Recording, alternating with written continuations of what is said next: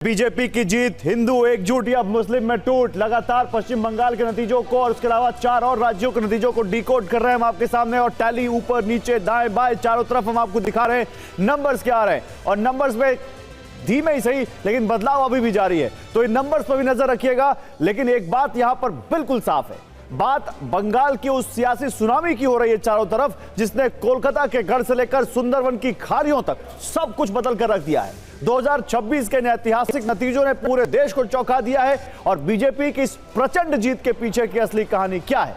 क्या ये हिंदू मतों के उस 65% ध्रुवीकरण का परिणाम है जिसने 70 बनाम 30 के नैरेटिव को हकीकत में बदल दिया, या फिर मुस्लिम वोटों की वो बड़ी टूट है जहां आईएसएफ और अन्य दलों ने ममता के अभेद किले में सेंध लगा दी? बिल्कुल गौरव, और आज हम डिकोड करेंगे उन आंकड़ों को जहां जंगल महल की 56 से 43 और उत्तर बंगाल की 54 से 40 सीटों पर भगवा परचम लहरा रहा है। क्या एंटी इनकम्बेंट और भ्रष्टाचार के मुद्दों ने टीएमसी की जड़ें हिला दी, या फिर सीमावर्ती जिलों में सुरक्षा और घुसपैठ का मुद्दा सबसे बड़ा गेम चेंजर साबित हुआ है? हर पहलू पर बारीकी से हमारी भी नजर है, क्योंकि पल पल आंकड़े भी बदल रहे हैं और ये नंबर फाइनली जाकर कहां रुकेगा अब दिलचस्पी इसमें नहीं। लेकिन मोटा मोटी पिक्चर तो क्लियर हो चुकी है कि किस राज्य में किसकी सरकार बन रही है, अब कितने नंबर के साथ बन रही है ये देखना बाकी है। लेकिन एक बड़ी खबर आ रही है, ममता शुभेंदु की सीट से बड़ी खबर। 13 राउंड के बाद ममता बनर्जी 5000 वोटों से आगे बनी हुई है। अभी भवानीपुर में काउंटिंग रोक दी गई है। ममता और शुभेंदु दोनों काउंटिंग सेंटर पर मौजूद हैं। तो देखिए, अभी भवानीपुर में काउंटिंग रोकी गई है। वहां अनाउंसमेंट की कुछ दिक्कत थी, ममता बनर्जी ने उसको लेकर आपत्ति जताई थी।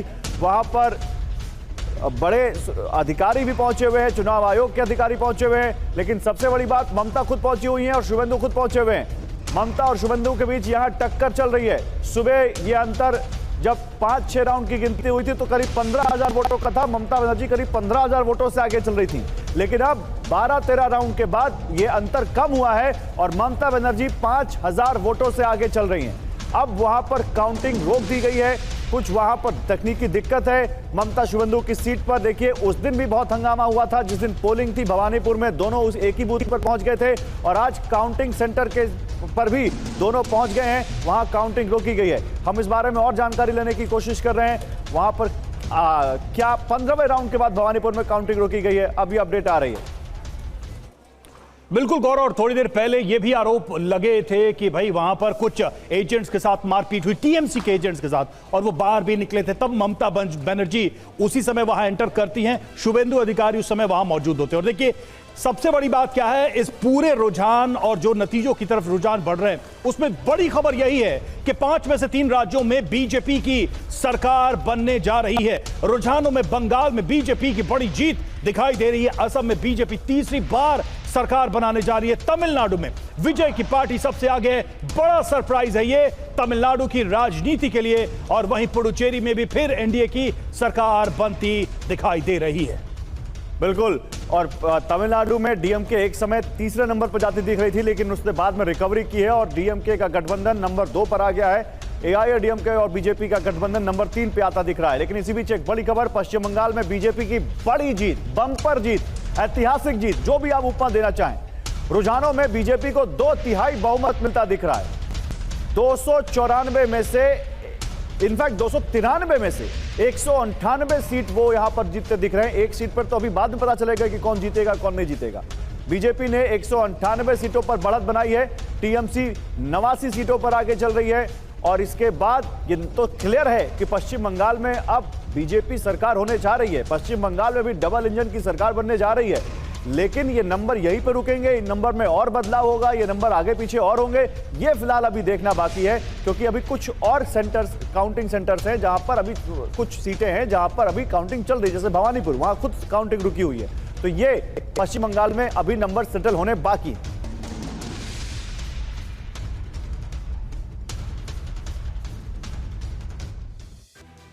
तो देखिए, बंगाल में नतीजों ने साफ कर दिया है कि सत्ता की चाबी अब किसके पास है। लेकिन यह सत्ता बदली कैसे, इन 5 बड़े फैक्टर्स पर हम नजर डालेंगे जिन्होंने टीएमसी के किले को ढहा दिया और बीजेपी के लिए यह ऐतिहासिक रास्ता बन गया। उन फैक्टर्स पर हम नजर डालते हैं और सबसे पहला फैक्टर जो देखिए 70 बनाम 30 का नैरेटिव, ये बहुत ही स्ट्रॉन्ग नैरेटिव था और इसने एक तरीके से बीजेपी के लिए काम किया। बीजेपी की जीत की फैक्टर्स की बात कर रहे हैं, मुस्लिम वोटों का बिखराव यहां पर देखने को मिला और नागरिकता के वादे से 40 से 50 सीटों पर समर्थन भी हासिल होता है, ये साफ दिखाई दे रहा है। सुरक्षा और घुसपैठ का मुद्दा भी काम करता दिखाई दे रहा है और घुसपैठ के खिलाफ अभियान का फायदा हुआ। खुद गृह मंत्री लगातार इस मुद्दे को उठाते रहे, वादा भी हुआ चुनाव में इस दौरान। और ममता के खिलाफ एंटी इनकम्बेंसी, एक नाराजगी थी और 15 साल की सत्ता के खिलाफ जो मतदान हुआ है वो एक बड़ा फैक्टर दिखाई दे रहा है। खासकर बंगाल में एंटी इनकम्बेंसी फैक्टर बीजेपी के पक्ष में गया और बीजेपी ने लॉ एंड ऑर्डर हो, डेवलपमेंट हो, ये इन सारी बातों को भी बहुत जोर शोर से उठाया। ये सारे फैक्टर्स गौरव काम करते दिखाई दे रहे हैं और मेजर स्विंग बीजेपी की तरफ से चुनाव के इन रुझानों में, अभी के रुझानों में दिखाई भी बिल्कुल। और अब सबकी निगाहें टिकी हुई हैं जब प्रधानमंत्री खुद पहुंचेंगे दिल्ली में बीजेपी के दफ्तर और वहां पर वो क्या कहते हैं। कार्यकर्ताओं का तो धन्यवाद करेंगे, लेकिन उसके बाद वो क्या आगे रोड मैप रखने वाले हैं, क्या कहने वाले हैं, क्या उनके इस भाषण में आज कुछ हमें आगे का रोड मैप दिखेगा, ये देखना होगा। लेकिन इसी बीच एक और बड़ा अपडेट है, पश्चिम बंगाल में बीजेपी की 9 सीटों पर जीत हो चुकी है, यानी 9 सीटों पर डिक्लेयर हो चुका रिजल्ट। मेदिनीपुर कालिम्पोंग सीट पर जीत हासिल हुई है, दार्जिलिंग मोंटेश्वर 72 सीट जीती है, आसनसोल दक्षिण में अग्निमित्रा पॉल की भी जीत हो गई। अग्निमित्रा पॉल तो कल ही पहुंच गई थी मंदिर और मां काली के दर्शन करने, उनका आशीर्वाद लेने, और कहा था उन्होंने जीत की सुनामी आएगी और ये कम नहीं है किसी सुनामी से बीजेपी के लिए। और देखिए आज यहां पर पश्चिम बंगाल में लगातार धीरे धीरे रिजल्ट सेटल होते हुए अब देखिए टीएमसी 90 हो गया है। तो वही मैं कह रहा हूं कि पिक्चर क्लियर है, लार्जर पिक्चर क्लियर है, लेकिन छोटा मोटा डेटा चेंज होता रहेगा। और इसी बीच 9 सीटों पर बीजेपी की जीत तय हो गई है, वो 9 सीटें हम आपको बता रहे हैं। और वहीं बंगाल चुनाव में टीएमसी के कई मंत्री हार की कगार पर हैं। ये एक और बुरी खबर है, जो बड़े कद्दावर नेता थे वो हार की कगार पर। रुझानों में टीएमसी के 20 से ज्यादा मंत्री पीछे हैं। जी हां, नंबर्स पर गौर करिएगा, 20 से ज्यादा मंत्री इस वक्त पीछे चल रहे हैं, ट्रेल कर रहे हैं। शिक्षा मंत्री प्रतिभासु 10,000 से ज्यादा वोटों से इस वक्त पीछे चल रहे हैं। वित्त मंत्री चंद्रमा भट्टाचार्य करीब 4,000 वोटों से इस वक्त पीछे चल रहे हैं और परिवहन मंत्री स्नेहाशीष चक्रवर्ती लगभग 6,500 वोटों से पीछे चल रहे हैं। ममता के 74 एमएलए को टिकट नहीं दिया था ममता ने और 15 की सीटें भी बदली थी। बावजूद इसके आप देखिए कि बड़ी संख्या में ममता बनर्जी की कैबिनेट के मंत्री इस वक्त पीछे चल रहे हैं रुझानों में। बिल्कुल, तो देखिए अब यहां पर सवाल यह है कि बीजेपी के जीत के पीछे कई सारे राज तो होंगे, लेकिन क्या हिंदू एकजुटता उसका सबसे बड़ा कारण है? क्या हिंदू एकजुटता से बीजेपी जीती है? आइए देखते हैं। बंगाल के नतीजों को देखकर सबसे बड़ा सवाल यही उठता है कि क्या हिंदू एकजुटता ही बीजेपी की इस प्रचंड जीत की असली वजह है? आज बंगाल की राजनीति का वो चेहरा सामने आया है जहां विकास और भ्रष्टाचार जैसे मुद्दों के साथ धार्मिक ध्रुवीकरण सबसे बड़ा गेम चेंजर साबित हुआ है। ये वो चुनाव रहा जहां बीजेपी ने एक भी मुस्लिम उम्मीदवार मैदान में नहीं उतारा, फिर भी केवल हिंदू मतों के जबरदस्त ध्रुवीकरण के दम पर बहुमत का जादुई आंकड़ा रुझानों में तो पार कर ही लिया है और जबरदस्त पार कर लिया है। आइए बिल्कुल। और देखिए जंगल महल और उत्तर बंगाल में क्लीन स्वीप किया है और ये वो इलाके हैं जहां हिंदू आबादी निर्णायक है। ये देखिए आ गया यहाँ जंगल महल में 56 में से 43 सीटों पर बढ़त बनाई। हालांकि जंगल महल में पिछली बार भी उनका प्रदर्शन अच्छा था, हिंदू बहुल इलाका है, लेकिन इस बार 56 में से 43, जबकि नॉर्थ बंगाल जो कि उनका पिछली बार भी गढ़ था 54 में से 40 सीटों पर बढ़त बनाई है। तो बड़ी बात यह है कि हिंदू बहुल 200 में से 180 से ज्यादा सीटों पर बीजेपी ने बढ़त बनाई है। बिल्कुल ये साफ और क्लियर लाइन हमें दिख रही है। 65% हिंदू वोट मिलने का अनुमान लगाया जा रहा है, जो कि अपने आप में एक क्लियर इंडिकेशन है कि कंसोलिडेट हुआ है हिंदू वोट बीजेपी के पक्ष में। और बड़ी बात, हिंदू जातियों भाषाई समूहों को जोड़ने का फायदा हुआ है और जात पात के बंधन को तोड़कर एक हिंदू अम्ब्रेला के अंदर सबको लाने में तो कामयाब होती दिखी है बीजेपी।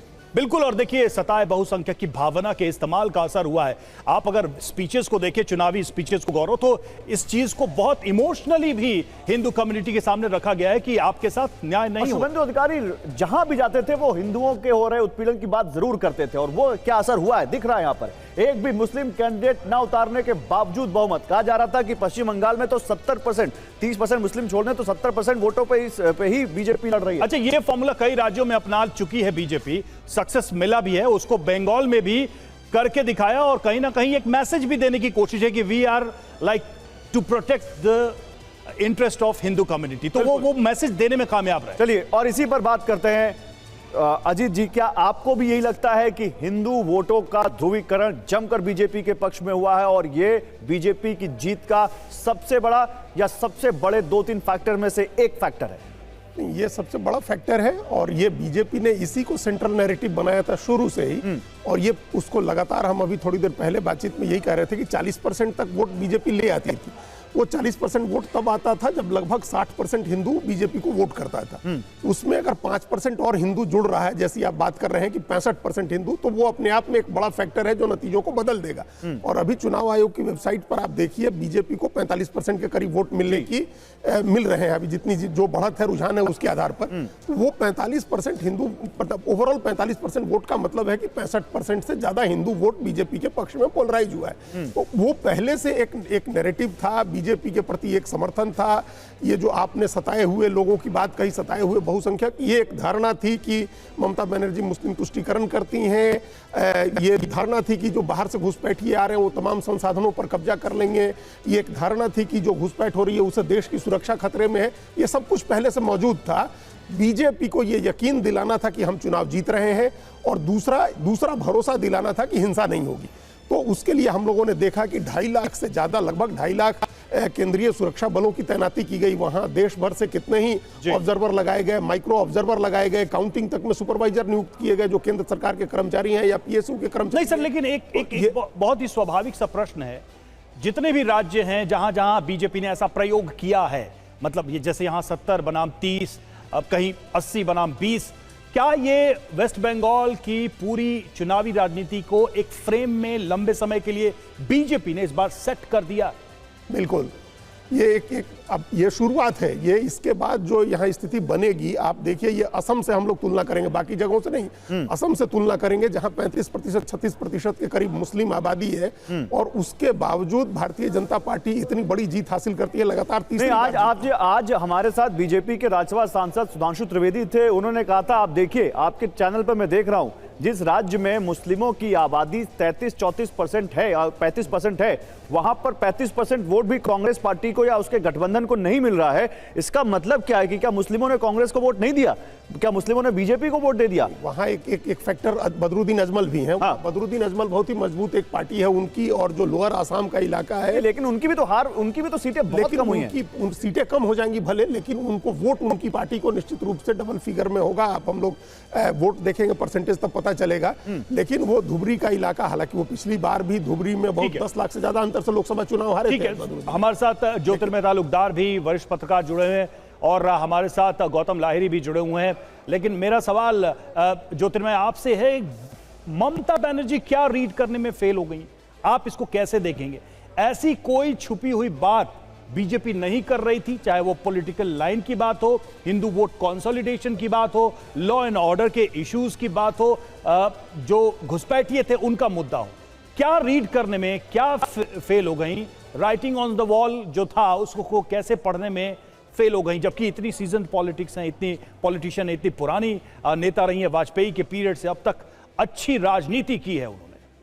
देखिए, ये बहुत इंपॉर्टेंट बात है जो पोलराइजेशन की बात अभी सर भी कर रहे थे। तो बंगाल में आप देखिए या असम में भी देखिए, एक्चुअली ये पोलराइजेशन बीजेपी की तरफ से आज की डेट पे कंप्लीट है दोनों स्टेट में। आप अगर देखेंगे, जो एओडीएफ की बात कर रहे थे सर, मैं उस पर भी थोड़ा गौर करना चाहूंगा।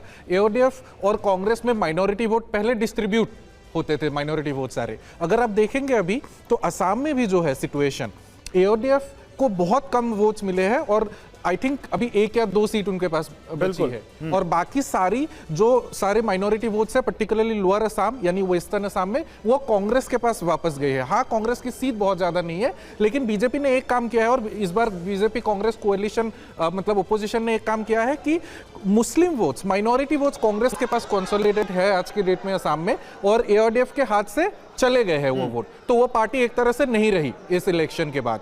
तो वो जो कंसोलिडेशन बंगाल में हम सुबह से बात कर रहे हैं, वो कंसोलिडेशन असम में भी एक तरह से कंप्लीट है आज की डेट पे, और वो हम देख पा रहे हैं कि कांग्रेस में वो माइनॉरिटी वोट कंसोलिडेशन है, और हिंदू वोट जो हम असम की बात करें, ऑल हिंदू वोट जो है बीजेपी के पास है, पर्टिकुलरली आप अपर असम में। आपने असम की बात की, मैं एक डेटा देना चाहता हूं। असम में 35% मुस्लिम वोट है, पिछली बार का जो नतीजा है, असम में 31 मुस्लिम विधायक थे, 15 बदरुद्दीन अजमल के थे, 15 कांग्रेस के थे।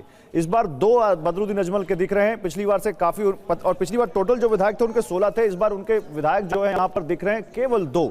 तो 14 का तो लॉस उनको हो गया है। कांग्रेस का भी देखना पड़ेगा क्योंकि कांग्रेस प्लस है इसमें। कांग्रेस बल्कि गोगोई के साथ 2 गोगोई और थे, अखिल गोगोई थे, लियो ज्योति गोगोई थे, वो दोनों की पार्टियां भी उसमें हैं। तो वो किस किस सीटों को लेकर आ रहे हैं देखना होगा। लेकिन असम और बंगाल, क्या गौतम दादा हमें ये एक बार फिर से जाना पड़ेगा टेबल पर, हमें फिर से देखना पड़ेगा कि केवल हिंदू वोटों का ध्रुवीकरण या वो मुस्लिम जो स्विंग वोटर है, वो मुस्लिम जो दुविधा में रहा कि दीदी को छोड़ें या दीदी के साथ रहें या उधर कांग्रेस को छोड़ें कांग्रेस के साथ रहें, उसने भी बीजेपी को वोट दिया है, अगर ये नतीजे देखें तो।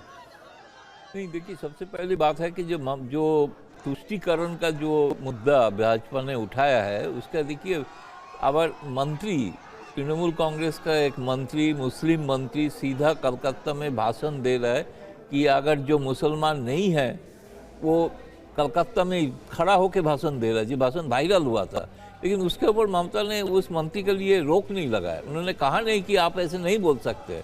अब एक समुदाय के लेके ओपनली एक मंत्री भाषण दे रहा है, मंत्री बोल रहा है नहीं तो इसको पाकिस्तान बनाना है। इस तरह का जोश में आके जो भाषण दिया वो बीजेपी के लिए फायदा हुआ उसका प्रचार करने में। इसलिए जो ममता को रोकना चाहिए था, ऐसे आप देखेंगे तो हुमायूं कबीर के साथ भी जो हुआ था उसको ममता ने रोकने के लिए कुछ कोशिश नहीं किया, तो खुलेआम घूम रहे थे। लेकिन वो मुस्लिम वोट में सेंस जो लगा रहा था, बीजेपी को प्रचार करने में आसान हुआ। भले ही लोग बोलते हैं कि हुमायूं कबीर के साथ बीजेपी का सीक्रेट अंडरस्टैंडिंग तो दूसरी बात है, लेकिन ओपनली जो बात है दिखाई जो दे रहा है कि ममता इन लोगों को बढ़वा दे रहा है।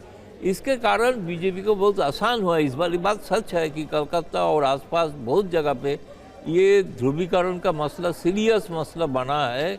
बहुत जो लोग पहले नहीं सोचते थे हिंदू मुस्लिम एंगल से, अभी मैंने देखा कि कुछ लोग ऐसे सोचना शुरू नहीं तो क्या भद्रलोक भी ऐसा सोच रहा था?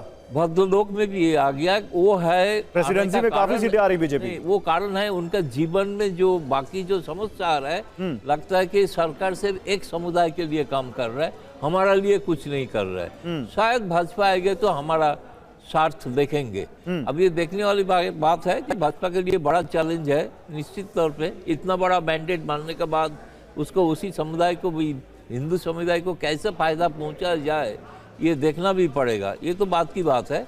लेकिन एक बात सही है कि मुस्लिम वोट तो डिवाइड भी हुआ है। मतलब हुमायूं कबीर जैसे ले लिया, कांग्रेस भी ले लिया, वामपंथी भी लिया, मुस्लिम बहुल क्षेत्र।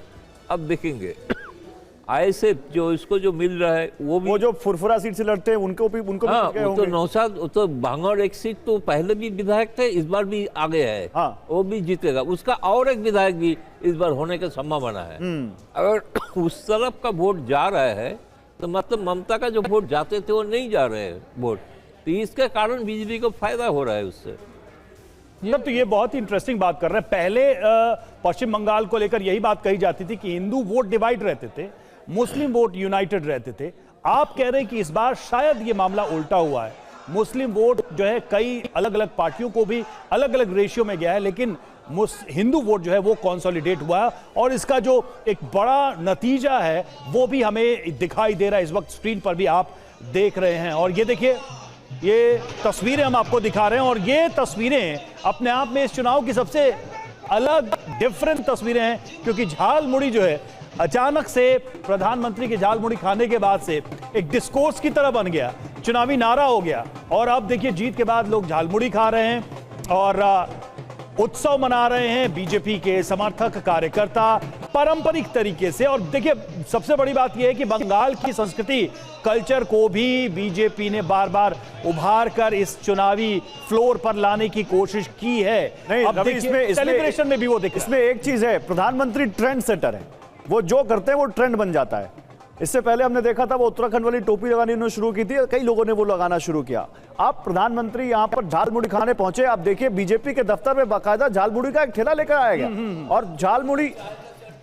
हाँ ठीक है, ठीक है, अब जरा जिस फैक्टर की बात हो रही है सबसे ज्यादा उसकी भी बात कर लेते हैं। बंगाल में मुस्लिम फैक्टर की बात सबसे ज्यादा हो रही है। इस मुस्लिम फैक्टर का क्या हिसाब किताब रहा है? जल्दी से बिग वॉल पर आपके सामने हम कुछ आंकड़े रखने जा रहे हैं। बंगाल का मुस्लिम फैक्टर देखिए, मुस्लिम बहुल अगर सीटों की बात करें 43 सीटों की बात करते हैं हम, और एक कंपैरिजन भी आपके सामने हम रखने जा रहे हैं 2021-26 का। अब टीएमसी की क्या स्थिति रही है पहले और अब? 2021 में 42 और 26 में 30। देखिए 12 सीटों का घाटा हुआ है, नुकसान हुआ है, ये अंतर दिखाई दे रहा है। अब ये फैक्टर जो है बीजेपी के लिए कैसा रहा है इसको भी देख लेते हैं। 2021 में 0 था, ये आप देखिए, और 2026 में इन 43 सीटों पर जिसकी हम बात कर रहे हैं, जहां टीएमसी का बहुत अच्छा होल्ड था, वहां भी 9 सीटों का फायदा बीजेपी को दिखाई दे रहा है। और यह स्थिति तब है जब बीजेपी ने मुस्लिम कैंडिडेट्स पर दाव नहीं लगाया है। मुस्लिम बहुल 43 सीटों के समीकरण की बात करें तो वोट का बिखराव भी यहां पर दिखाई दे रहा है। मालदा, मुर्शिदाबाद और उत्तर दिनाजपुर में स्पष्ट विभाजन दिखाई दे रहा है। यह विभाजन बीजेपी के पक्ष में गया है, यह साफ दिखाई दे रहा है।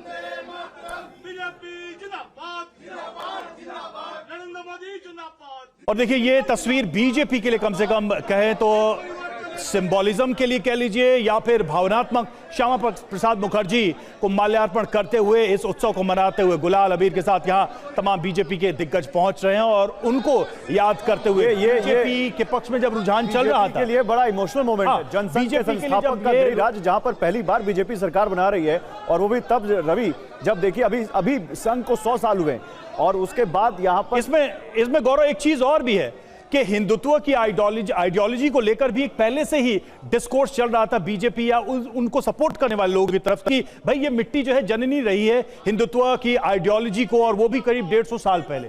अब सत्ता में आने का माध्यम भी वही हिंदुत्व बन रहा है। ये कहीं ना कहीं मैसेज देने की कोशिश भी की जाए। कोई नहीं कर पाया। और देखिए हमारे साथ इस वक्त शीलभद्र दत्ता टीएमसी के नेता जुड़ चुके हैं। शीलभद्र दत्ता जी, स्वागत है आपका टीवी9 भारतवर्ष में। सबसे पहले तो हम आपका रिएक्शन जानना चाहेंगे। दत्ता जी, ये जो ट्रेंड्स हैं इसमें तो अब कहीं कोई दो राय नहीं है कि टीएमसी का समय पश्चिम बंगाल में अब जा रहा है और बीजेपी का यहां पर उदय हो रहा है, कमल खिल रहा है तृणमूल की जगह। आप इसको कैसे देखते हैं? इन रुझानों पर आपका क्या कहना है?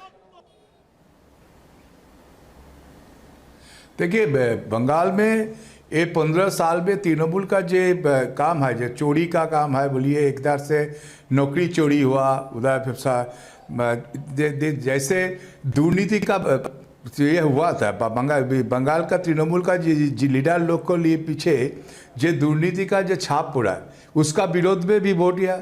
और पश्चिम बंगाल के पश्चिम बांग्लादेश बनाने के लिए जो कोशिश टीएमसी कर रहा है, ममता बनर्जी कर रहे थे, यहाँ पे रोहिंग्या को लेके, अनुप्रवेशकारी को लेके जैसे जा चल रहा है उसका विरोध में बंगाल का हर वोटर बीजेपी को वोट दिया। बंगाल श्यामा प्रसाद मुखर्जी का जो सपना, जो हिंदू बंगाली को जो लैंड होमलैंड को बचाने के लिए बीजेपी को वोट मिला। ममता बनर्जी रोहिंग्या के ऊपर निर्भर किए थे, ममता बनर्जी अनुप्रवेशकारी का ऊपर निर्भर किए थे, इसलिए तो SIR के लिए इतना नाटक किया। उसका विरोध में बंगाल का हिंदू वोटर लोग सब बीजेपी को वोट दिया। शीलभद्र दत्ता जी सुनिए, एक साथ शीलभद्र दत्ता जी सुनिए, आप ये कह रहे हैं कि ममता बनर्जी ने दरअसल ये मौका दिया बीजेपी को कि वो हिंदू वोटों की फसल को काटे। क्या ममता बनर्जी ने 15 साल की सरकार में ये सेंस डेवलप कर दिया कि वो प्रो मुस्लिम गवर्नमेंट है या एंटी हिंदू गवर्नमेंट है, या सेंस ऑफ इनसिक्योरिटी हिंदुओं में आ गई और वही नतीजा है जो हिंदू वोट एकजुट हो गया, कंसोलिडेट हो गया बीजेपी के पक्ष में? हाँ, हिंदू वोट तो एकजुट हुआ, कारण बंगाल का हिंदू लोग तो देखा था। देखिए मुर्शिदाबाद में जैसा चंदन दास और हरगोविंद दास का ऊपर आक्रमण का, वो बीजेपी का कोई आदमी नहीं थे, वो CPM का आदमी थे, लेकिन हिंदू होने का नाते उन लोगों ने खून हुआ, उन लोगों का उधर होता हुआ निधन हुआ। इसका विरोध में बंगाल का सब आदमी एक हुआ। उसका साथ साथ अर्जिकर में जो हुआ था, साउथ कलकत्ता लॉ कॉलेज में जो घटना घटा, उसका पीछे सब घटना के पीछे तृणमूल का हाथ है। इसलिए बंगाल का आदमी बंगाल का शासन के लिए, बंगाल में सुशासन आने के लिए किया था। वोट बीजेपी को दिया। अब नरेंद्र मोदी जी का जो उन्नयन का जो वार्ता है उनका ऊपर बंगाल का आदमी आस्था दिखाया, इसलिए आज 200 का पर सीट मिला बीजेपी का। ये तो एक बहुत नया इतिहास रचा है बंगाल में। तो आप टीएमसी से होकर ही टीएमसी को कटघरे में खड़ा कर रहे हैं शीलभद्र जी? नहीं, हम तो टीएमसी का नहीं, हम टीएमसी 2020 से छोड़ दिया टीएमसी, हम तो 21 से बीजेपी का पार्टी थे। ठीक है, तो आपका मानना है कि कई सारी वजहें, कई सारे कारण रहे हैं और इसको नजरअंदाज करती गई ममता बनर्जी, और नतीजा आज सामने है। जब आप 200 की बात कर रहे हैं तो देखिए ट्रेंड्स जो है वो भी बदलते बदलते इस वक्त जो स्क्रीन पर दिखाई दे रहा है वो 200 का ही दिखाई दे रहा है। अजीत द्विवेदी, अब सवाल कुल मिलाकर यह है कि बंगाल में कौन सा मॉडल ऑफ पॉलिटिक्स चलने वाला है? बीजेपी अलग अलग राज्यों में जीती है और हमने देखा है कि अलग अलग तरीके के गवर्नेंस मॉडल को डेवलप किया गया। हालांकि सबका साथ सबका विकास का नारा तो रहा, लेकिन फिर भी हम महाराष्ट्र की तुलना यूपी से नहीं कर पाते हैं। यूपी में योगी का अलग पैटर्न है, बिहार में अलग पैटर्न है। बंगाल में क्या होने वाला है, आप क्या देख रहे हैं? ये प्रचंड जीत है, इसके अलावा जो जमीनी कार्यकर्ता उनके भी मन में बहुत सारी बातें। थोड़ी देर पहले बीजेपी के प्रवक्ता शहजाद पूनावाला कह रहे थे कि टीएमसी के गुंडों को सबसे पहले हम नियंत्रित करेंगे, हमारी पहली प्रायोरिटी होगी। अजीत जी जवाब दीजिएगा। इसी बीच एक अपडेट यह है कि 200 का नंबर यहां पर बीजेपी हासिल करते हुए दिख रही है और टीएमसी 87 पर, तो यह भी एक नंबर ध्यान में रखिएगा। जी देखिए, एक तो जो जितने एजेंडे तय किए थे भारतीय जनता पार्टी ने, जितने मुद्दे उठाए थे, जैसे चुनाव के प्रचार के बीच अमित शाह ने कहा कि पहली कैबिनेट में हम जमीन देने का फैसला करेंगे ताकि बॉर्डर की फेंसिंग हो, तो कुछ एजेंडे तो तय कर लिए हैं। घुसपैठ चूंकि बहुत बड़ा मुद्दा था तो भारतीय जनता पार्टी उसको रोकने का एक मैसेज बनाना चाहेगी कि हम उसको रोकने की कोशिश कर रहे हैं। ममता बनर्जी जमीन नहीं देती थी तो 500-600 किलोमीटर का कुछ इलाका अभी भी वहां बाढ़ नहीं लग पाई है। तो एक तो वो उनका घुसपैठ रोकने का एक नैरेटिव होगा, आइडेंटिफाई करके घुसपैठियों को निकालने का होगा। ये जो हम लोग देख रहे हैं मतुआ समाज के लोगों को नागरिकता देने का, जो आप भी दिखा रहे थे अभी कि कई सीटों पर उसका फायदा हुआ, तो वो नागरिकता देने की प्रक्रिया उसको तेज की जाएगी। तीसरी बात है कि कानून व्यवस्था को ठीक करके एक मैसेज बनाना जो देना होगा, सेंस ऑफ सिक्योरिटी का हिंदुओं के बीच में। और अभी इस चुनाव नतीजे के बाद कोई हिंसा नहीं हो, ग्रामीण इलाकों में भी नहीं हो, जो इतिहास रहा है पश्चिम बंगाल का वो ना हो। ये कुछ चीजें तात्कालिक हैं जो करनी है। उसके बाद जो मॉडल चलने की बात आप कह रहे हैं वो बंगाल का मॉडल ही बंगाल में चलेगा। ऐसा नहीं हो सकता कि भारतीय जनता पार्टी कोई दूसरी जगह का कहीं का मॉडल ले आकर के बंगाल में चलाएगी। वहाँ जो भारतीय जनता पार्टी का एक कल्चरल डिस्कनेक्ट रहा था, जिसको लेकर के बहुत सवाल उठते थे, उसको वो कनेक्ट बनाना होगा। अजीत जी, जब आप ये कह रहे हैं तो कोलकाता से लेकर दिल्ली तक जश्न का माहौल है और दिल्ली में ये बीजेपी के केंद्रीय कार्यालय की तस्वीरें आनी शुरू हो गई हैं, जो अक्सर हम देखते हैं जब भी कोई विधानसभा चुनाव बीजेपी जीतती है या कोई बड़ा चुनाव बीजेपी जीतती है तो प्रधानमंत्री यहां आते हैं और इसी मंच से अपने कार्यकर्ताओं को और देश भर के में बीजेपी के समर्थकों को संबोधित करते हैं। और वहां देखिए इस वक्त वो एक बार फिर से जो प्रधानमंत्री का एक अंदाज था, जो उन्होंने गमछा हिलाया था बिहार के चुनाव में, वो एक बार फिर से वहां पर तमाम बीजेपी के कार्यकर्ता लहराते हुए एक बार वही लेके चलते हैं। अबोध राय हो तो बताइएगा, उनसे बात भी करेंगे। पहले सुनाइए वहां पर क्या एम्बियंस सुनाइए वहां का।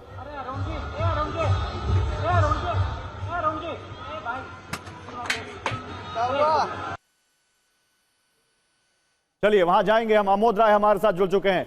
अमोद जी, तो एक बार फिर से गमछा लहरा रहा है, लेकिन इस बार बिहार नहीं बंगाल की जीत पर। अंग और कलिंग के बाद बंग भी आ गया है बीजेपी के पास।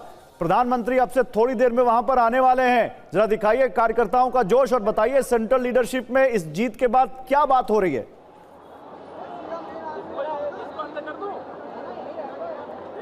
देखिए गौरव, अभी कार्यकर्ताओं का जोश अभी थोड़ी देर पहले यहाँ देखते बन रहा था, क्योंकि यहाँ पे पलटनो सरकार गाना बज रहा था और गमछा लहरा कर यहाँ के बीजेपी कार्यकर्ता जो यहाँ उपस्थित है। आप देखिए 4 बजे से पहले से यहाँ पे पूरा खचाखच जो बीजेपी प्रांगण है भरा हुआ है और कार्यकर्ता यहाँ जोश में आ जाए हैं। आज का जो जोश है वो अंग बंग और कलिंग की जीत के लिए है। आप समझिए कि अंग और कलिंग में तो पहले से शासन था, बंग भी अब आ गया। निश्चित तौर पे ये बीजेपी के लिए बहुत बड़ी जीत है। बीजेपी की पिछली जितनी भी जीतें मिली हैं उसमें इस जीत का एक विशेष विशेष महत्व है, क्योंकि बंगाल बीजेपी का एक डूबता हुआ नासूर था और उसको लगता था कि यहाँ पर शासन होना अति आवश्यक है। उसके कई कारण हैं। उसके कारण ये भी है कि वो एक इंटरनेशनल बॉर्डर से लगा हुआ एक राज्य है। उसका कारण ये भी है कि बंगाल में बीजेपी की स्वीकार्यता उस कदर नहीं हो पा रही थी जितना बीजेपी उम्मीद करती थी।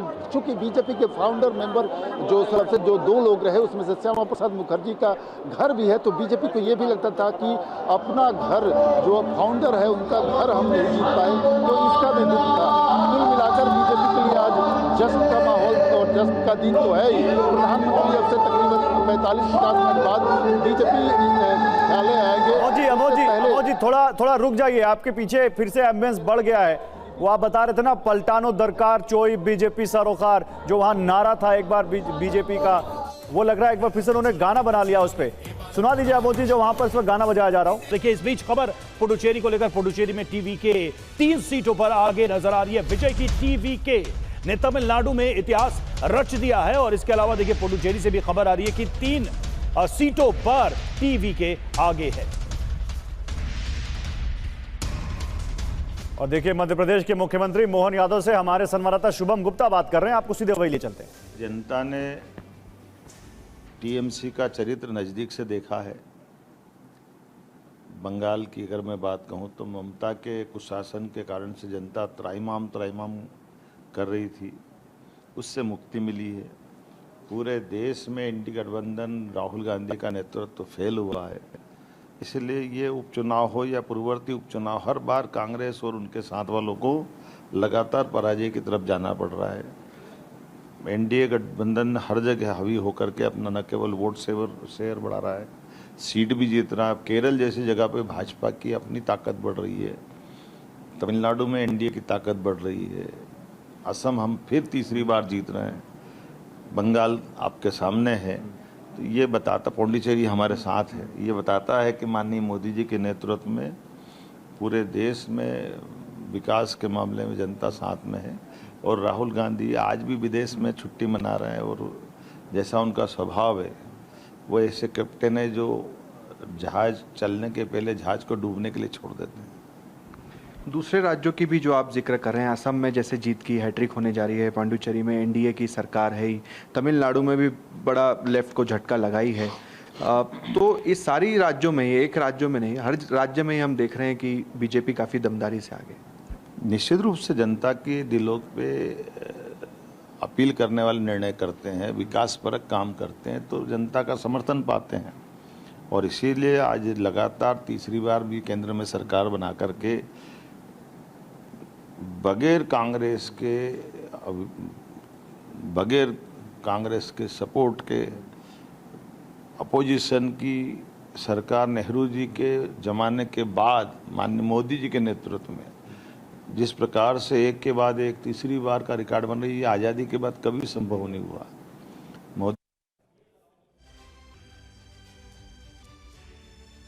और बंगाल के नतीजों में सबसे बड़ा उलटफेर उन सीटों पर हुआ है जिन्हें ममता बनर्जी का अभेद किला माना जाता रहा है।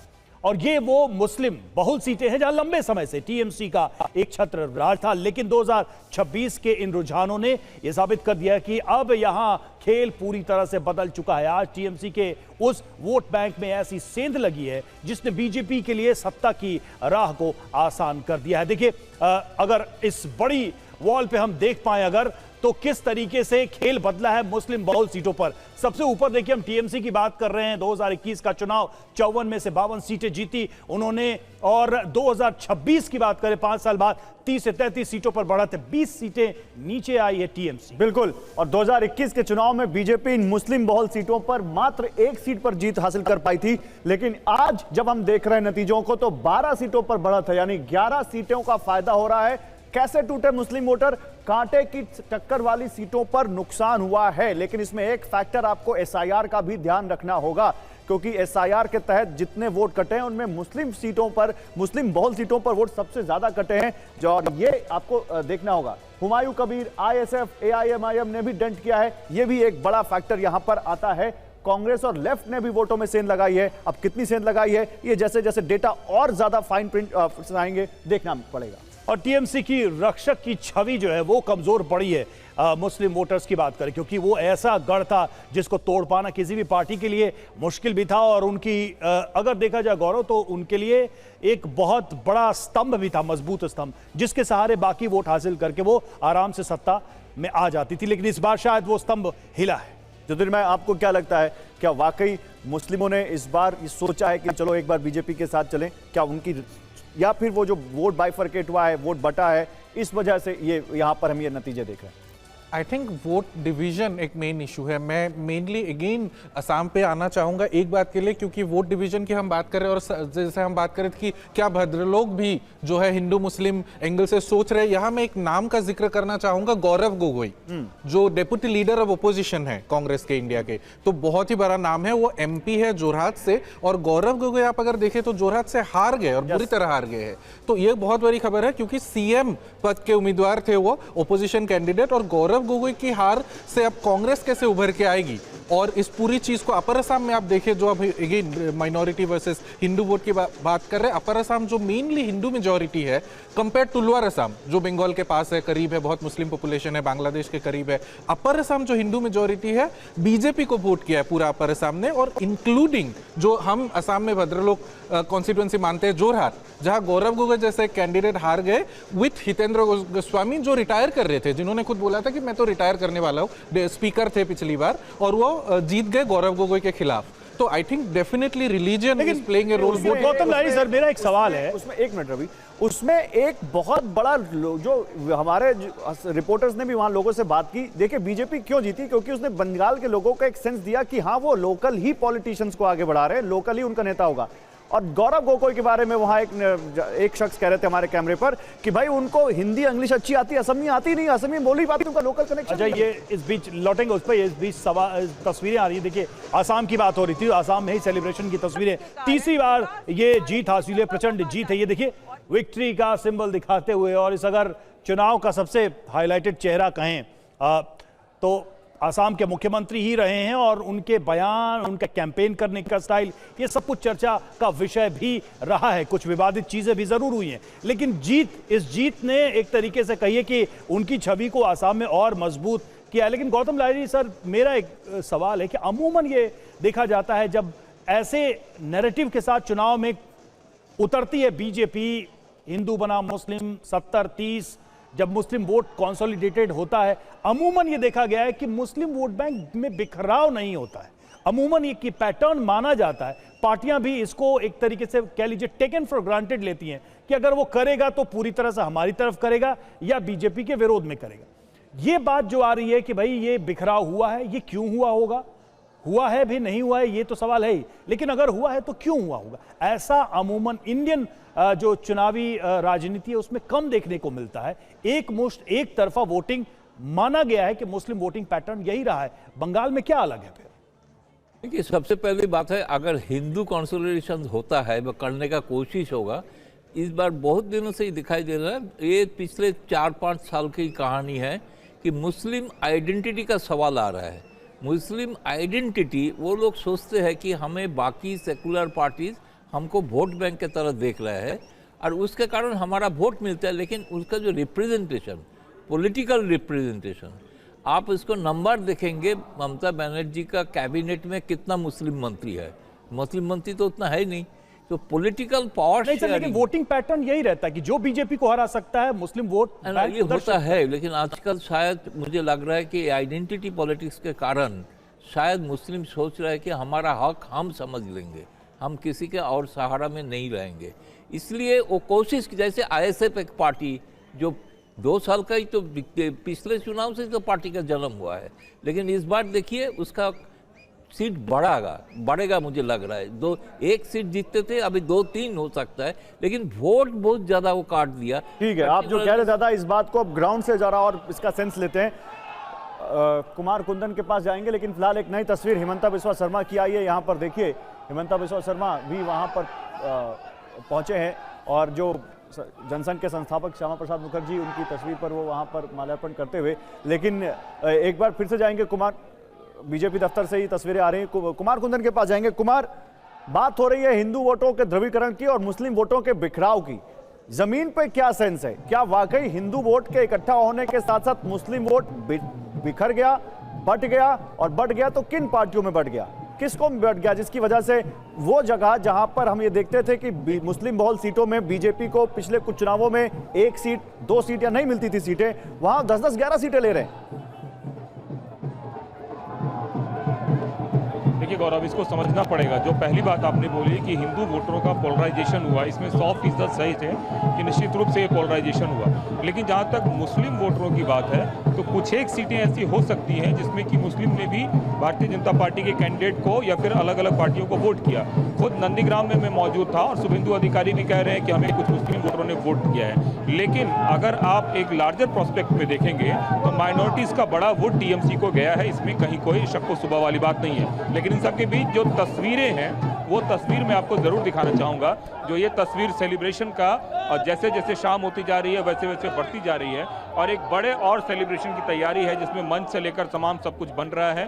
और मुझे ऐसा लग रहा है कि प्रधानमंत्री जब संबोधित करेंगे तो उसकी लाइव टेलीकास्ट जो है यहाँ पे कराई जाएगी। लेकिन इन सब के बीच जो लोग हैं उनसे भी कुछ मैं बात कराने की कोशिश कर रहा हूँ। दादा, सेलिब्रेशन जैसे जैसे शाम होती जा रही है वैसे वैसे बढ़ता जा रहा है, तो और भी बढ़ेगा। 15 साल का इंतजार हम लोग आया गवर्नमेंट में भारी मात्रा से। दादा, आपको लगता है क्या कि माइनॉरिटीज लोगों ने भी आप लोगों को वोट किया है? जरूर दिए हैं, दिए हैं, लेकिन हिंदू प्रायोरिटी ज़्यादा है। अच्छा, हिंदू लोग सब मिल के वोट दिए, पूरा हिंदू वोट हम लोगों का फेवर में रहा। ठीक है दादा, किस तरीके से वोटिंग पैटर्न रहा है? आपको लगता है क्या कि दादा किस तरह से वोटिंग पैटर्न रहा है? आपको लगता है कि हिंदू पोलराइज हुआ है और माइनॉरिटी ने भी कुछ वोट किया है आप लोगों को? हिंदू ऑब्वियसली पोलराइज हुआ है। ये हिंदू पोलराइज होने के चक्कर में ही आज इतने सालों की मेहनत से आज बीजेपी वापस वेस्ट बंगाल में कवर किया है और आज हमारी जीत हुई है। ये हम मतलब बहुत सदियों से चाहते थे, जो आज हमें वापस ये प्राप्त हुआ है। और क्या कुछ पॉकेट्स में आपको लगता है माइनॉरिटीज ने भी वोट किया है आपको? हाँ, कुछ पॉकेट्स में माइनॉरिटीज ने भी वोट किया है आपको ऐसे लगता है? 100% पूरा एक तरफा इस बार वोट मिलने के चक्कर में हम लोग 200 के पार इस बार पहुंचे हैं। दादा, कितना ज्यादा वोटों का पोलराइजेशन हुआ है इस बार अगर हम बात करें तो? बहुत ही अच्छा हुआ है। 200 के पार गया हो तो कोई सोचा नहीं था, लेकिन इस बार जो करके निकल गया मोदी जी, वो बहुत बड़ा बात है। और सब तृणमूल से परेशान भी था, उसके डर के कारण कोई आगे भी नहीं आता, लेकिन हिम्मत करके सब इस बार आए। ये झारमुड़ी का कमाल है। किस तरह से वोटिंग वगैरह कैसा हुआ? आपको लगता है कि पोलराइज हो गया पूरा का पूरा हिंदू? बहुत बढ़िया हुआ, बहुत बढ़िया। हिंदू एकदम जम के वोट किया है और बीजेपी को जिताया है। दादा, आपको लगता है कि क्या माइनॉरिटीज ने भी आप लोगों को वोट किया है या सिर्फ और सिर्फ हिंदू पोलराइजेशन? दोनों किया है, दोनों ने किया, माइनॉरिटी में किया है और हिंदू तो किया ही है। खैर, तो दोनों ने किया है। और भरोसा के ऊपर में वोट हुआ साहब, ऐसा कोई माइनॉरिटी और मेजोरिटी नहीं है। जो भी हुआ है काम के ऊपर हुआ।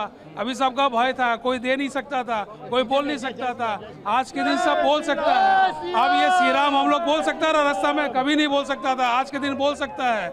ये जो है ये बदलाव हुआ है। भारत का बच्चा बच्चा जय श्री राम बोलेगा। आपको तस्वीरों में दिख रहा है कि सेलिब्रेशन जो है वो एकदम अपने अब चरम पे धीरे धीरे पहुंचता जा रहा है। और कई सारे जो यहाँ पे पार्टी के पदाधिकारी और भी लोग आ रहे हैं। बिल्कुल, सेलिब्रेशन के साथ साथ पीछे बीजेपी की सीटें भी बढ़ती जा रही। कुंदन 200 से 202 हो गई हैं और टीएमसी 85 पर आ गई। लेकिन इस बीच हिमंता बिश्व शर्मा कुछ बोल रहे हैं, सुनते हैं।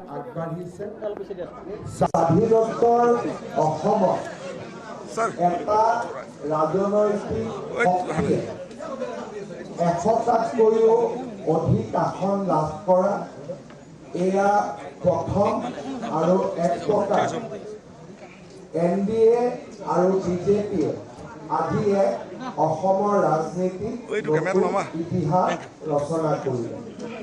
মই ভাৰতীয় জনতা পাৰ্টি আৰু আমাৰ মিত্ৰ দলৰ হৈ অসমবাসী ৰাইজক আমাৰ কৃতজ্ঞতা আগবঢ়াইছোঁ। শিৰ নত কৰি প্ৰতিগৰাকী অসমবাসী আমি তেওঁলোকৰ শিৰৰ লগত সেৱা আগবঢ়াইছোঁ আৰু অসমবাসী ৰাইজক এই ঐতিহাসিক বিজয়ৰ মুহূৰ্তত। देखिए, असमिया में कार्यकर्ताओं के बीच संबोधित करते हुए हेमंता बिश्व शर्मा, और ये जीत बहुत बड़ी है हेमंता बिश्व शर्मा के लिए भी, बीजेपी के लिए भी, क्योंकि देखिए यहाँ पर प्रो इनकम्बेंसी फैक्टर दिखाई दे रहा है। सरकार के पक्ष में, जो एग्जिस्टिंग गवर्नमेंट थी उसके पक्ष में मतदान हुआ है और 100 से ऊपर बीजेपी का आंकड़ा इस बार असम में रहा है। और देखिए, एक बहुत बड़ा फैक्टर बॉर्डर वाले भी इलाके रहे हैं। क्या बांग्लादेश से सटे जिलों में किस पार्टी ने बढ़त बनाई है और क्या यहां बीजेपी को अच्छे खासे वोट मिले हैं? आइए अब ये भी देख लेते हैं। बांग्लादेश से सटे जिलों में प्रदर्शन, उत्तर 24 परगना, नादिया और इसके अलावा कुछ और जिले। उत्तर 24 परगना में बीजेपी को 9 सीटें मिली है, टीएमसी को 1 भी नहीं, अदर्स को 1 भी नहीं। नादिया में देखें तो बीजेपी 13 सीटें हासिल करती दिख रही है, टीएमसी 3 और अदर्स 1। नादिया जहां पे मतुआ समुदाय के लोग ज्यादा हैं, उत्तर 24 परगना जहां मतुआ समुदाय के लोग ज्यादा हैं, इन दोनों जगहों पर बीजेपी अच्छी खासी यहां पर बढ़त हासिल करते दिख रही है। मुर्शिदाबाद जहां पर मुस्लिम वोट बहुत ज्यादा है, वहां पर भी देखिए बीजेपी ने बराबर की टक्कर दी है। 9 सीटों पर बीजेपी, 9 पर टीएमसी और 4 पर अदर्स यहां पर आगे दिख रहे हैं। इसके अलावा मालदा जहां मुस्लिम वोटर ज्यादा है, वहां पर बीजेपी ने चौंकाया है। 8 सीटों पर बीजेपी, 3 पर टीएमसी यहां पर दिख रही है। उत्तर दिनाजपुर की बात करें जहां मुस्लिम वोट काफी है, वहां पर भी बीजेपी 5 और टीएमसी 4 वोटों पर जाती दिख रही है। बांग्लादेश से सटे जो यहां पर दिखा रहे हैं हम आपको जिले, दक्षिण दिनाजपुर में 4 पर बीजेपी, 2 पर टीएमसी। दार्जिलिंग की बात करें, ये नॉर्दर्न बंगाल जो है, वहां तो बीजेपी स्ट्रांग होल्ड है बीजेपी का, वहां 5 की 5 सीटें उनके पास है। जलपाईगुड़ी की 7 की 7 सीटें वहां पर उनके पास है, ना टीएमसी के पास कुछ है ना अदर्स के पास कुछ है। तो ये तो इनका स्ट्रांग होल्ड पिछले चुनाव में भी था। कूच बिहार में भी देखिए यही होगा, 9 की 9 सीटें यहां पर बीजेपी के पास हैं। तो बीजेपी ने अपना जो ग्राउंड है वो होल्ड किया है अजीत जी। और उसके अलावा टीएमसी के जो अभेद किले रहे हैं, चाहे वो मुर्शिदाबाद हो, मालदा हो और चाहे वो बॉर्डर सटे इलाके हो, वहां पर भी सेंध लगाई है। तो क्या जो हिंदू वोटों की पोलराइजेशन की हम बात कर रहे हैं, उसमें बांग्लादेश में हिंदुओं पर हुए अत्याचार ने भी एक बड़ी भूमिका निभाई और इसलिए भी इन इलाकों में बीजेपी इतना आगे दिख रही है? निश्चित रूप से हुआ होगा, क्योंकि बांग्लादेश की जो घटनाएं हो रही थी उनकी खबरें तो सब तक आ ही रही थी। और इस बार क्या हिंदू पोलराइजेशन को रोकने वाली पहले कई चीजें होती थी। भारतीय जनता पार्टी के नेताओं की तरफ से कुछ इस तरह के बयान दिए जाते थे, कुछ इस तरह के चेहरे दिखाए जाते थे जिनसे 1 मिनट रोकेंगे आपको। अनुराग ठाकुर हमारे साथ जुड़ चुके हैं। अनुराग ठाकुर ने काफी कैंपेनिंग की है, बीजेपी के बड़े नेता हैं, पूर्व केंद्रीय मंत्री हैं। और अनुराग जी, स्वागत है आपका टीवी 9 पर। हम वो तस्वीरें नहीं भूल सकते जब आप मछली खाते हुए दिखे थे पश्चिम बंगाल की कैंपेनिंग में। तो क्या आज भी वो झाल मुड़ी और माछ भात आज भी होगा? फिर भय हारा, भरोसा जीता। सोनार बंगला बनाने के लिए आज सूर्योदय हुआ है। बंगाल की जनता को ममता के माफिया राज से मुक्ति मिलने का एक सपना पूरा हुआ है। मैं सबसे पहले तो बंगाल की जनता को बहुत बहुत बधाई देता हूं, धन्यवाद करता हूं कि माफिया राज से मुक्ति दिलाई। बंगाल की जनता के मन में जो मोदी जी के लिए प्यार है, स्नेह है, विश्वास है, ये उसकी जीत है। ये अमित शाह जी की स्ट्रैटेजी की, रणनीति की जीत है। ये नितिन नवीन जी की अध्यक्षता में हुए पहले चुनावों में असम में जहां सेंचुरी लगी है और हैट्रिक बनाई है, वहीं बंगाल में प्रचंड जीत के साथ इतिहास रचा है और 200 यानी कि डबल सेंचुरी लगाई है। पुडुचेरी में फिर दूसरी बार हमने सरकार बनाई है। यह दिखाता कि भारतीय जनता पार्टी का कार्यकर्ता मेहनत करता है, जनता के मुद्दों को लेकर जमीन से जुड़ा रहता है और भारतीय जनता पार्टी के नेतृत्व पर जब देश विश्वास करता है तो बंगाल ने भी ठाना था कि जो मां माटी मानुष का नारा लेकर ममता जी 15 साल पहले आई थी और बंगाल को माफिया राज का गढ़ बना दिया, घुसपैठियों का गढ़ बना दिया, सिंडिकेट का गढ़ बना दिया। और टीएमसी का मतलब ये हो गया तुष्टीकरण, मर्डर और कट मनी, टीएमसी। इससे मुक्ति चाहती थी जनता और ये ममता वर्सेस जनता चुनाव में जनता ने ममता को ही दी है। अनुराग जी, हम बातचीत कर रहे थे बीजेपी के कार्यकर्ताओं से भी, कई सारे नेताओं से भी, बहुत सारे विश्लेषक लगातार यहां बातचीत कर रहे हैं और ये कहा जा रहा है कि ये 70 बनाम 30, ये पोलराइजेशन हिंदू वोटों का ये काम कर गया है और ये बीजेपी की जीत की बड़ी वजह है। आप इसे कैसे देखते हैं? क्या वाकई में पश्चिम बंगाल में आपकी जब सत्ता आ रही है तो वहां पर एक ऐसे पॉलिटिकल सेटअप के साथ आपकी सरकार कामकाज शुरू करेगी जहां पहले ही एक डिवाइड बना हुआ है जिसकी वजह से बीजेपी को जीत मिली है? बहुत सारे लोग ये मान रहे हैं। ये तुष्टीकरण को चोट मिली है, तमिलनाडु में भी और बंगाल में भी। ममता बनर्जी ने तुष्टिकरण की राजनीति की तो आज सत्ता से बाहर हो गई। स्टालिन ने सनातन को गाली दी, उदयनिधि ने सनातन को गाली दी, तो मैंने तब भी कहा था मुगल आकर चले गए, अंग्रेज आकर चले गए, सनातन था, सनातन है और सनातन रहेगा। आज वो लोग अपना चुनाव हार गए, सत्ता से बाहर बैठ गए हैं। जो सनातन से टकराया वो चूर चूर हो गया है। हम तो सबका साथ, सबका विकास, सबका विश्वास, सबका प्रयास, इसी में विश्वास रखते हैं। हमने तो 25 करोड़ गरीबों को गरीबी रेखा से बाहर निकाला। ये नहीं देखा कौन हिंदू है, मुसलमान है, किस क्षेत्र से आता है, किस जाति से आता है। हमने उसकी गरीबी और उसकी जरूरत को देखा है।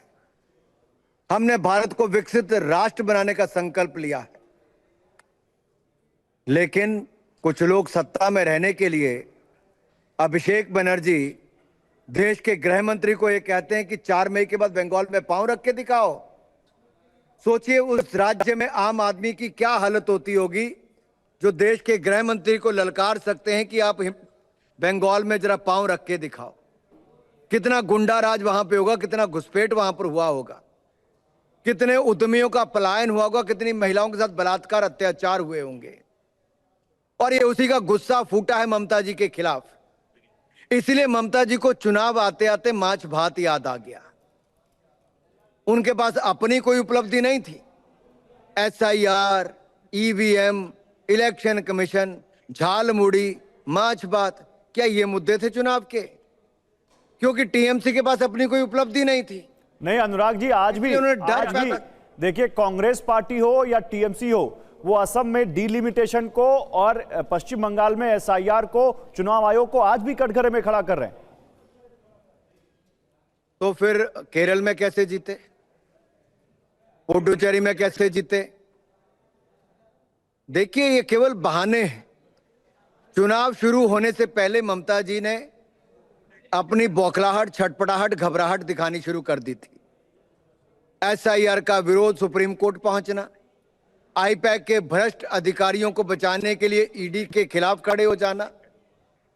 क्या ये मुख्यमंत्री को शोभा देता है कि भ्रष्टाचारियों को बचाना है? ये बंगाल की जनता देख रही थी। RG कर, संदेश खली जैसी घटनाओं में महिलाओं के खिलाफ अत्याचार को देख रही थी। और मैं बंगाल में जहां पर आज खड़ा हूं, सिलीगुड़ी के खूबसूरत टी स्टेट में, जब चुनाव प्रचार के समय भी यहां पर आए थे, तब भी ये संकल्प लिया था कि यहां के किसानों को साल का 9,000 रुपया देंगे, बेरोजगारों को बेरोजगारी का भत्ता देंगे, महिलाओं को महीने का पैसा खाते में डालेंगे, 1 करोड़ रोजगार देंगे, यहाँ के सरकारी कर्मचारी अधिकारियों को 7वां वेतन आयोग देंगे। ठीक है, जनता ने हम पे विश्वास किया। अनुराग जी, कई सारी घोषणाएं हुई, बहुत सारे वादे भी किए गए। चूंकि अब सत्ता में आप लोग आ रहे हैं तो जनता जरूर इन सबको भी देखेगी। लेकिन एक सवाल सबके मन में है, समय हमारे पास कम है, जल्दी से हम चाहेंगे आप थोड़ा कुछ तो इशारा करिए। भाई बंगाल में CM का चेहरा कौन है? शुभेंदु अधिकारी छाए रहे इस पूरे चुनाव के दौरान, कुछ तय हो पा रहा है या पहले से कुछ तय है? हमारे नेतृत्व ने पहले कहा, अमित शाह जी ने तो बड़ा विस्तार में कहा, जो बंगाल में पैदा हुआ, बंगाली भाषा बोलता है, बंगाल की संस्कृति को समझता है, बंगाल का भला चाहता है, सोनार बांग्ला बनाने में चलिए ठीक है, रखता है। आपने इशारा दे दिया इशारा दे दिया, नाम नहीं ले रहे हैं आप, इशारा आपने दे दिया है। बहुत बहुत शुक्रिया, बहुत बहुत शुक्रिया। कुछ काम तो हमारे विधायक दल को करने दीजिए, नेता चुनने दीजिए। और हमारे बिल्कुल बिल्कुल हमें भी इंतजार रहेगा। और ये बहुत सारे काम करने रवि, इनके विधायकों को और विधायकों आने वाली सरकार को। बहुत शुक्रिया आपका अनुराग जी हमारे से जुड़ने के लिए।